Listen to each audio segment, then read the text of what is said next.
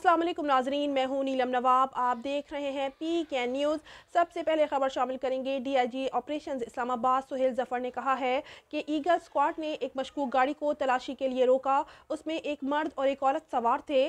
ज़राए के मुताबिक वफाकी दारुल हुकूमत इस्लामाबाद के सेक्टर I-10 में खुदकुश धमाका हुआ है, जिसमें एक पुलिस एहलकार शहीद जबकि 4 एहलकार और 2 आम शहरी जख्मी हुए हैं। खुदकुश धमाके के बाद DIG ऑपरेशन इस्लामाबाद सुहेल जफर चट्टा ने मीडिया से गुफ्तगू करते हुए कहा है कि ईगल स्क्वाड ने गाड़ी को मशकूक समझकर तलाशी के लिए रोका था। गाड़ी में एक मर्द और एक खातून मौजूद थी, जबकि गाड़ी के रोकने के वक्त लंबे बालों वाला एक शख्स पूरी तरह गाड़ी में नहीं बैठा था।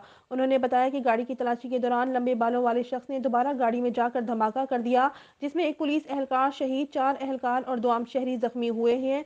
DIG के मुताबिक खुद कुछ बमबार के अज़ा और गाड़ी के पार्ट्स को कब्जे में ले लिया गया है। तहकीकात शुरू कर दी गई हैं और तफ्तीश के बाद मजीद मालूमात शेयर की जाएंगी।